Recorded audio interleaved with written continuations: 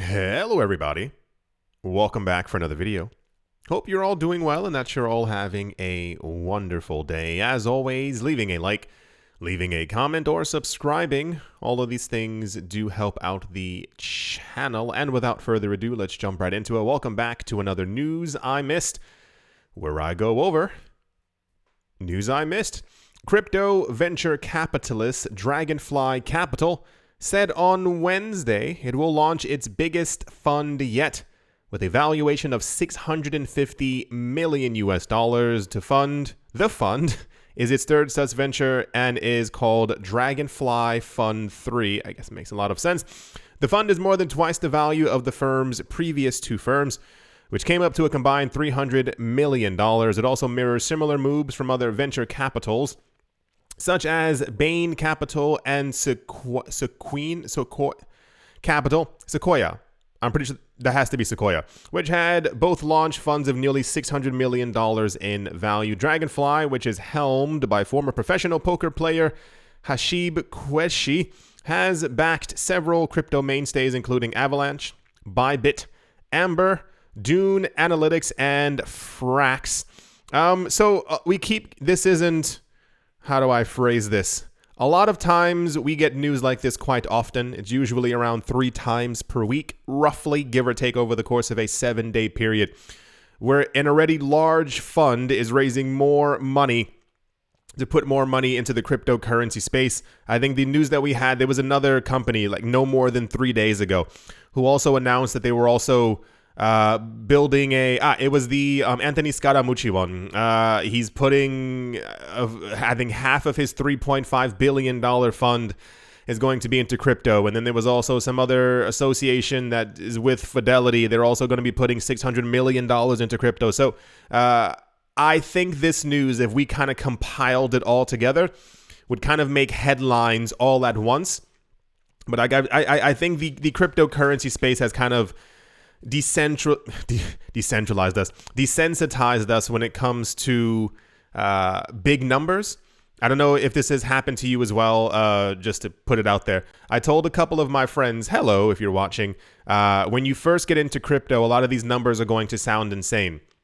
So the idea of putting $2,000 into any market is like, that seems like a lot. But then eventually, when your portfolio is like $65,000, the number 2,000 seems like almost nothing to you.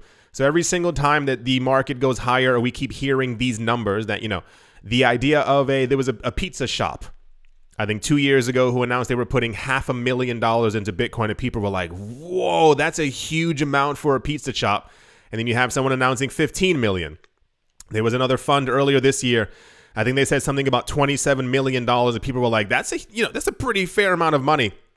But then when you keep hearing numbers like $650 million and $3.5 billion, all the other numbers go, oh, well, it's not as significant then, but these are still gigantic numbers of funds who are announcing publicly that they're going to be buying massive amounts of crypto. So yeah, that's the Dragonfly Capital is launching a $650 million crypto fund.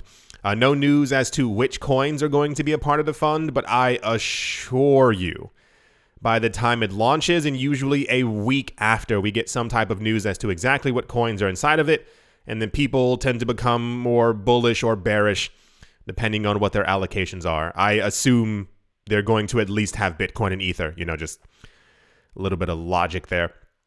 That's the Dragonfly news. And yeah, let's move on. This was in this very, very popular news over the last couple of days. After its approval from the Central Bank of Cuba, all services utilizing Bitcoin and other digital assets will be authorized to operate on the island as of the 16th of May. However, they must first apply for a license through the banks, I believe. Activities using cryptocurrencies were legalized on Tuesday, the 26th of April, after a meeting held by the nation's issuing body, which approved measures to regulate the granting of licenses to companies that trade in crypto in accordance with the provisions of the Official Gazette number 43 Ordinary. The central bank, there we go, will be in charge of approving applications for operating licenses with Bitcoin and other virtual assets for natural and legal persons to establish, they said, the specific requirements for the authorization, operation, regulation, supervision, surveillance, I almost read that completely incorrectly, surveillance, corrective mechanisms, and cancellations of licenses for virtual asset service providers that operate in and from the national territory. Why can't I read today? The document states, this is an archaic step in the right direction. I do not assume there are going to be many countries around the world who at the moment are going to be willing to give up an enormous amount of power. The idea of crypto becoming legal in a country is a win for us, but at the same time, it is consistently reeled in as much as humanly possible, just to make sure that people also know that the issuing body of paper money within that country still holds, air quotes, the power. So this was very popular because we had, there were rumors many years ago that a number of countries that were or are under sanctions from the United States in some sort of way were allegedly using cryptocurrencies. This news came out around 2018 when we had news that Russia was doing it. It was Cuba, it was Iraq, it was Iran, you name it. It was about 16 different places we kept on hearing from consistently that were allegedly already using and accumulating tons of cryptocurrencies behind the scenes. If any of this was substantiated, no, but it was more of you can kind of, if there's a currency that kind of gets you around and you're able to circumvent something that's been holding you down for 50 years, logically, we would assume that the country would be looking into it. So in a couple of weeks, it becomes completely legal within Cuba. I wonder what kind of effect this might have on the actual economy or people within said space. Not only for economic freedom, but also for, I think it's kind of like an eye-opening moment for a very small fraction of people that kind of grows wider as time goes on, where people realize what the old system is and that they can get away from the old system. So, I think we're still a couple of years away from that for this global awakening of realizing what crypto is and why the old system is so bad. I keep seeing a lot of documentaries talking about inflation and how bad it is. And, there's no way to get around it. You got to kind of deal with it. And it's no, there are definitely other ways around this. Anyway, this was very popular news over the course of the week. I think anytime any country says yay as opposed to ban, I think people tend to get a little bit excited. That's the Cuba has legally allowed Bitcoin to be operational within their country under the purview of the central bank. But, silver lining and all that. Alrighty, let's move on. Also in the news, for the first time in history, a new exchange-traded product unveiled by 21 Shares and ByteTree Asset Management will be betting on both Bitcoin and gold. The first exchange-traded product that combines Bitcoin and gold exposure has been listed on Europe's third biggest stock exchange, the SIX Swiss Exchange. The new product has been unveiled by Zug-based ETP issuer 21 Shares in partnership with investment advisor ByteTree Asset Management. According to the blog post, the physically backed index product known as 21 Shares ByteTree Bold ETP, ticker is BOLD, is designed to track an index comprising Bitcoin and gold, which rebalances monthly as per the comparative volatility of the two assets. A number of years ago, first of all, we've had gold ETPs, ETNs, and ETFs since the late 80s, early 90s. I think that was kind of when they kind of became more in fashion. There were a number of cryptocurrency projects, and I hope everyone listened back then, that were trying to base themselves off of gold. I think we have two of them that just recently launched this year, and I saw people talk, wow, this is kind of cool. This is brand new. It's not. People have been trying to have gold as a base against a cryptocurrency as a reserve. The idea being Bitcoin has no backing. Ethereum has no backing. It has the backing of the general sentiment of the market, and that is kind of what gives it its value. The idea being that gold, air quotes, has value, and therefore if we gather up tons of gold and make a new cryptocurrency that's backed by gold, then that currency, digital currency, will have more value. All of these things failed. I'm sure there's maybe one of them that's like slightly popular in a certain circle, but it's extremely archaic to continue thinking that we need to have metal dug out of the ground as a basis for value of anything, at least in my opinion. So the idea of this is a lot of people are still used to the old system, and it's just how things are. Things don't change overnight, and things sometimes barely change over the course of 10, nay, 13 years. So this, I think, is interesting in the fact that this fund will be buying up physical Bitcoin, and we know that for a fact.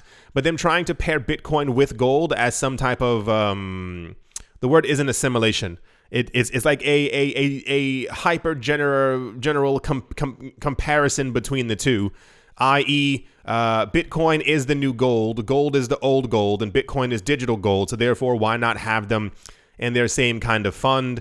I don't expect this to do well. This was also, once again, relatively popular news because I think there are a lot of people who still cling to the old ways. Like I said, it's going to take a while. So the idea that we need an ETF at all for Bitcoin is part of the old system. The idea that we still follow laws from the 1920s and 30s and 40s when it comes to digital assets when there were no computers in the 1920s is still this like thread that holds us to the old system. So cool, wonderful. It's nice to see. I mean, anytime something Bitcoin adoption-y ends up taking place, it's nice to see, but not always relatively necessary. Yeah. Moving along. Also in very popular news, as Mexico prepares to regulate crypto assets, the country's Senate building in Mexico City has gotten its own Bitcoin ATM. The machine came from the Bitcoin ATM manufacturer Chainbytes in cooperation with operator Axolotl Bitcoin.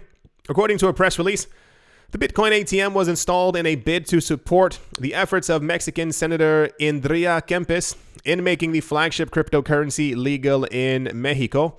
The goal is to help lawmakers in the country experience crypto asset transactions firsthand and get familiar with Bitcoin. Here's the tweet right here. It says, for the financial liberty or freedom, inclusion, and education in Mexico. The ATM was installed with the support of multiple legislators, including Miguel Angel Mancera, the coordination of the parliamentary group of the Part on the Democratic Revolution. According to the Mexican Herald, this is the 14th crypto ATM being installed. The 14th? They should have hundreds by now in the country, with other machines being in Tijuana, Cancun, Guadalajara, and other locations, obviously, because, they're missing getting up to the 14th. So, we also, now, this is a stretch. You hold on to this end, and I'm going to keep walking for the next hour. It's going to be a literal stretch. Mexico was also one of the countries that we heard from before that allegedly was thinking about getting deeper or further into the cryptocurrency space. It's a bit of a toss-up for me. I would assume that many legislators, many people on or in parliament are holding Bitcoin. Whether this is going to get official approval backing from the central bank, I doubt it, because we had news about a good month ago. For some reason, I'm pretty sure it was her right here, who's really into Bitcoin. And I think there were rumors because I think she was going to put forth a proposal to the parliament to have Bitcoin not only be legalized, but also legal tender, the whole story. People assumed that Mexico was also going to have Bitcoin as legal tender. And I was like, don't hold your breath. It doesn't seem likely, simply because of how economic politics actually work. Mexico is far too close next to the United States for anyone to really be able to say, hey, we're going to circumvent the actual usage in the future of the US dollar and use Bitcoin instead. If you don't know how money really works, you got to really look into it, because the US would not allow that, at least not within the next 10 to 15 years. So I think this is a great step forward. I assume there is some support in the country to make Bitcoin legal something, legal tender-wise. I think it's not a random coincidence that this is being put inside of their Senate building for people there to be able to accumulate crypto. It's meant to be symbolic in some sort of way, but once again, since we had news a year ago, 2 years ago, remember when we got the reports of a couple of countries who made it mandatory for their local leaders, government people, to declare what assets they were holding. And there was one country, I think there were 4 politicians alone who had nearly $1 billion in Bitcoin. Just 4 of them, like those 4 combined. So we can assume around the world, these people, it's kind of the whole like how a lot of people trade stocks against what a couple of the people in the U.S. Congress are buying and selling because, you know, they know beforehand what's going on. So they kind of, you get what I'm getting at. Anyway, that's the Bitcoin ATM installed in the Mexican Senate building news. I love how they like superimpose the photo here inside of a mall. Love it. Alrighty, let's move on.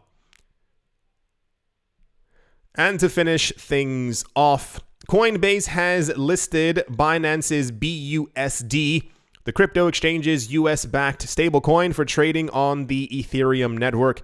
This makes it the 8th stablecoin being offered by Coinbase. They have Tether, USD Coin, Terra USD, DAI, Paxos Standard, Ray Reflex Index, and M Stable USD.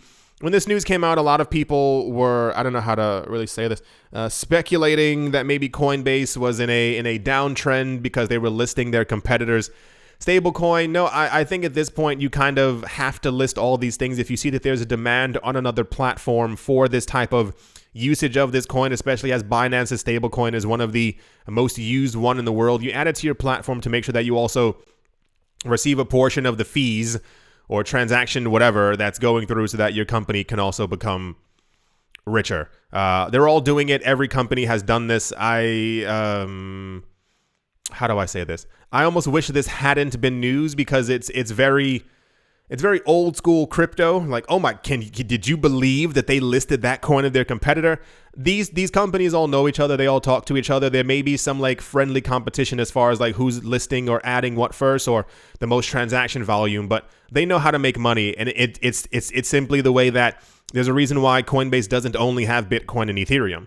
You list as many things as possible. If you see that another stable coin is doing billions of dollars worth of transactions in a week, you add it onto your platform so that you can also get the drips also coming from the bucket. So yeah, that's the Coinbase news. Nothing spectacular, but this was also relatively popular. A lot of people were talking about it, and I think a lot of it just has to do with speculation and this, like I said, this really weird old mentality of Bitcoin only, Ethereum only. So a lot of people were like, I don't understand why they're doing this. Like they're Coinbase because money. There's a reason why people are also accumulating altcoins as opposed to just one of them being Ethereum. It's because, you know, money. All right. Let's move on. Yeah. I do hope that you've all enjoyed. Wow. The amount of, like the difference, I don't know if you saw that, in the Bitcoin and Ethereum transactions. There are so many NFTs in here. Wow. That looks absolutely insane. I do hope that you've all enjoyed. I do hope that you all are having a great day, a great morning, a great afternoon, a great evening, wherever you are, wherever you might be. I hope you're having the best day of your life. Thank you all once again for watching, listening, and or supporting, and I will most certainly be talking to you all soon. See you.